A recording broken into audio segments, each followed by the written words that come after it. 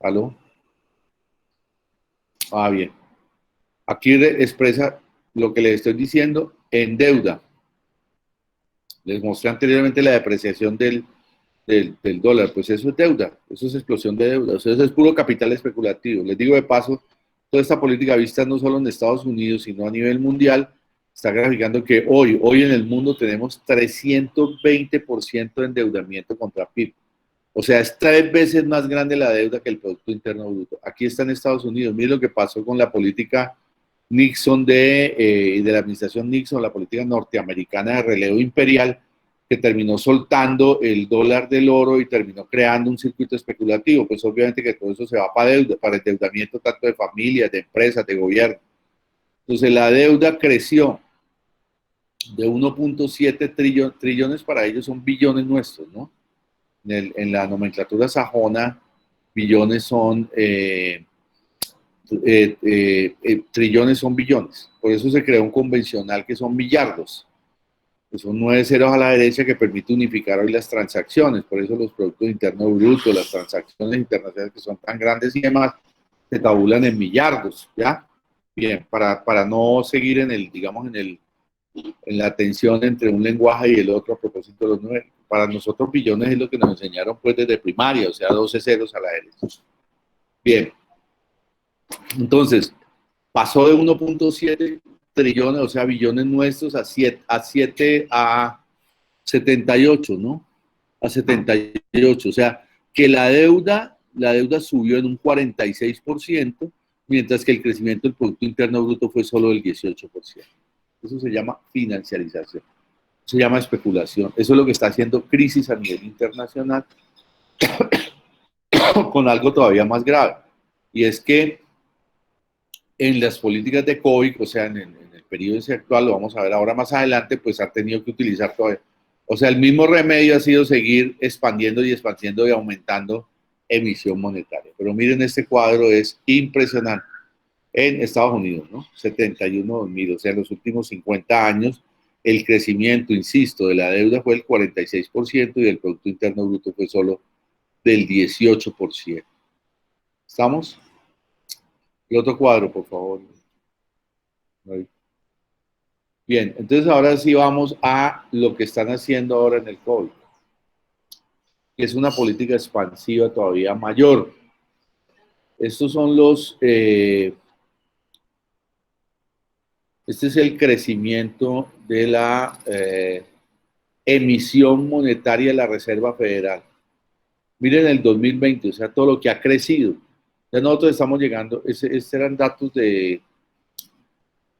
de más o menos mayo, junio de este año. Esto ha crecido un poco ya, pero muestra toda la tendencia, la tendencia es la tendencia. Miren, 2020 cuando está acá, o sea, cuando están los 3 puntos y pico, más o menos 4 billones, ¿no?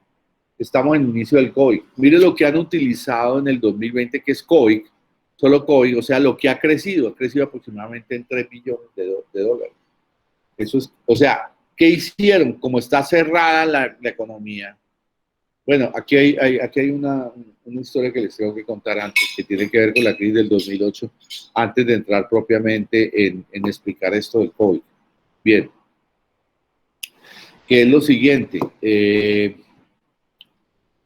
En la crisis del 2008, ya, una crisis mundial, seguramente ustedes han oído hablar de la crisis de las hipotecas, reventaron los bancos que tenían la mayor parte de las hipotecas, eso se vuelve una cadena internacional porque hoy tú no puedes tocar una parte del mundo sin tocar la otra, o sea, si tú tienes inversión de hipotecas, esos títulos a su vez se han jugado en Europa con otras denominaciones, eso es lo que se llama la titularización o securitización, que lo desarrollaron también la ingeniería financiera norteamericana en los años 70, que fue avalada por Greenspan, que fue uno de los directores centrales de la Reserva Federal norteamericana, como mecanismo de dispersión del riesgo, ¿ya? Entonces pasan de un título a otro, un título a otro, y eso produce una cadena que llevó a una crisis internacional muy fuerte. Vino una política fiscal que empezó Bush hijo y completó Obama, de aproximadamente 700 mil millones de dólares, pero obviamente que eso no alcanzó. Entonces practicaron una política que empieza a ser bastante complicada, y es que salvaban los bancos, pero los dueños se quedaban con el banco, o sea, no los estatizaban ni siquiera. Eso terminó produciendo lo que Stiglitz y estos neokeynesianos llaman bancos zombies, los bancos zombies, ¿ya?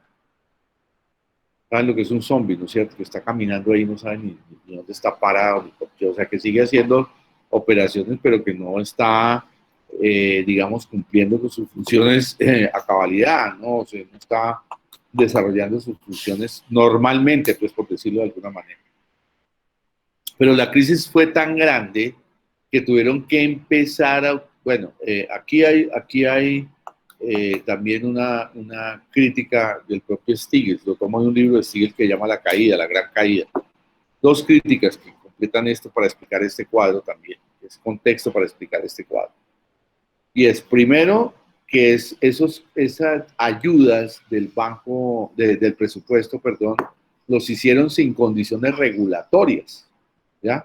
O sea, nos dijeron salven, pero además tienen que darme un informe que garantice que efectivamente ustedes están utilizando el dinero bien, más la cadena de riesgo establece unas valoraciones complicadas en un momento de cuánto vale una acción de un banco, cuánto vale un pasivo o un activo.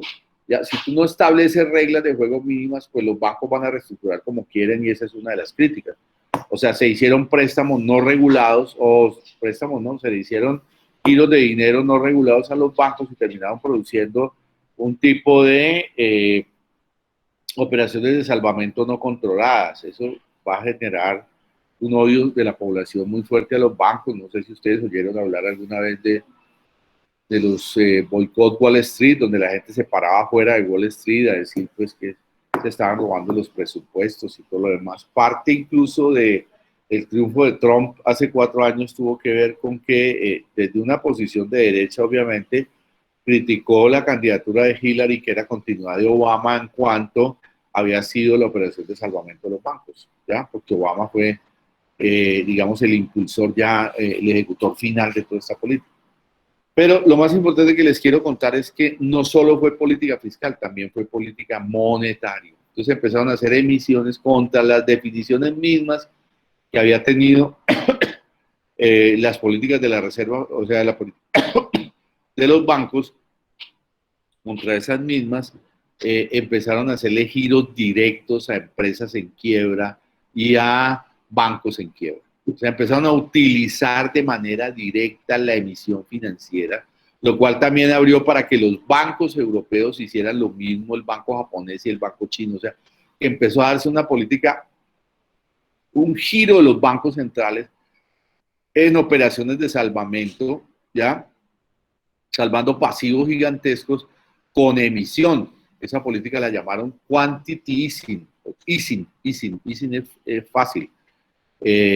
O sea, expansión cuantitativa fácil, que es una política que garantiza el salvamento de pasivos a banqueros y empresarios utilizando la Reserva Federal. O sea, y utilizando en general los bancos centrales. En Europa, incluso después del 2008, la mayor parte del tiempo la tasa de interés ha estado negativa. O sea, es una política de expansión. De hecho, el remedio a la fractura entre un capital especulativo creciente y su separación de la producción es todavía emitir más capital especulativo.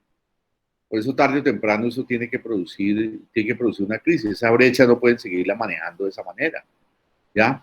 Incluso en este cuadro que les voy a presentar, esos cuadros que les voy a presentar, hay un debate de hasta dónde el dólar puede seguir siendo la unidad contable internacional, dado que ha sido tal el nivel de emisión y el nivel de abaratamiento del dólar, que es discutible que pueda seguir manteniendo ese papel, más cuando les mostré la diferencia con el oro y cómo es totalmente especulativo y hasta dónde va a soportar el conjunto de las economías internacionales, más cuando hay un confinamiento, cuando hay una crisis del petróleo muy fuerte que también marca referentes muy fuertes en el capital financiero y particularmente en Wall Street, cuando hay una idea de China y Rusia de empezar a hacer transacciones en moneda por fuera del dólar y circuitos económicos y comerciales por fuera del dólar, o sea, cuando se anuncian una serie de tensiones económicas muy fuertes. Bueno, Estados Unidos tiene la ventaja de que la mayoría de las reservas y de las grandes empresas, de reservas de países y de las grandes empresas están en dólares.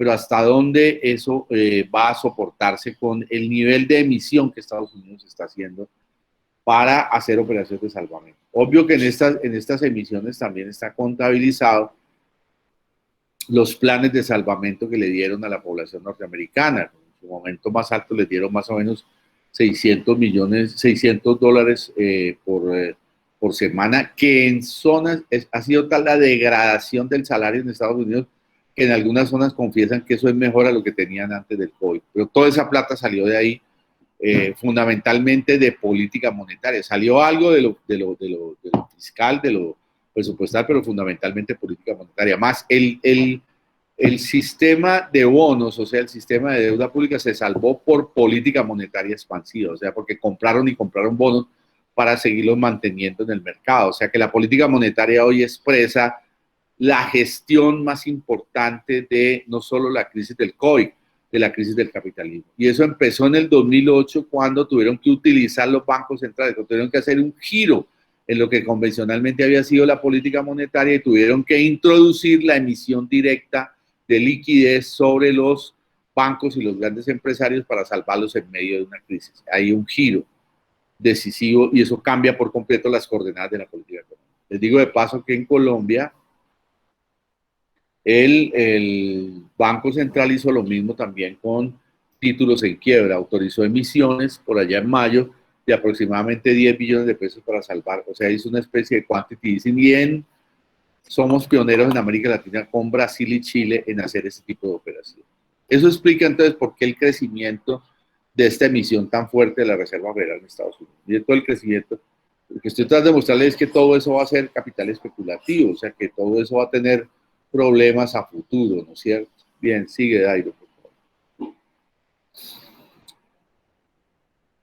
Y aquí está la relación de eso, o sea, en la medida en que crecen las emisiones, ¿no es cierto?, crece la deuda. ¿Ya? Entonces aquí está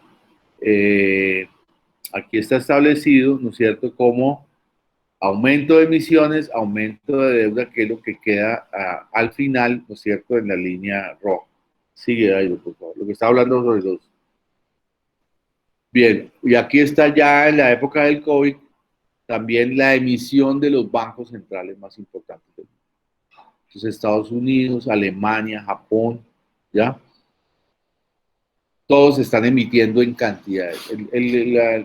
La roja esa que sube, pues es la Reserva Federal, que ya se las mostré en otro cuadro, pero fíjense que todos los bancos centrales del mundo están emitiendo, o sea, la política es emitir y metir y salvar crisis de pasivos, salvar empresas en quiebra, hacer ayudas presupuestales, lo cual, insisto, está generando un crecimiento del capital ficticio con relación a la economía real. Sigue, por favor, me está cogiendo el tiempo. Son los estados más endeudados de la Unidad Europea. Estos son datos después de la crisis del 2008 y lo que significó una política, mantener una política permanente de emisión. Ya, fíjense ustedes que ahora también están en una política de emisión grandísima del Banco Central Europeo, lo cual aumentará todas estas desigualdades especulativas. Sí, por favor, sigue. Bueno, ahora nos vamos para el capitalismo nuestro, ¿ya? Que es el capitalismo periférico, el capitalismo dependiente, el capitalismo, digamos que no es metropolitano, ¿ya? Entonces, miren lo que es el endeudamiento y el crecimiento del endeudamiento, y esto es antes del COVID, insisto, ¿ya? Esto es antes del COVID, por eso siempre he insistido en estos cuadros antes del COVID. Porque esto representa que efectivamente estábamos, así como el mundo, como la Reserva Federal, como la política monetaria expansiva, está permanentemente creciendo, está llegando a unos niveles que con el COVID ya son pues delirantes, para utilizar un término, pues lo mismo está ocurriendo en los países de América Latina. Vivimos del petróleo, los países emergentes en general, vivimos de materias primas, etcétera, etcétera, y eso tiene costos desde el punto de vista del endeudamiento. Sí, sigue ahí.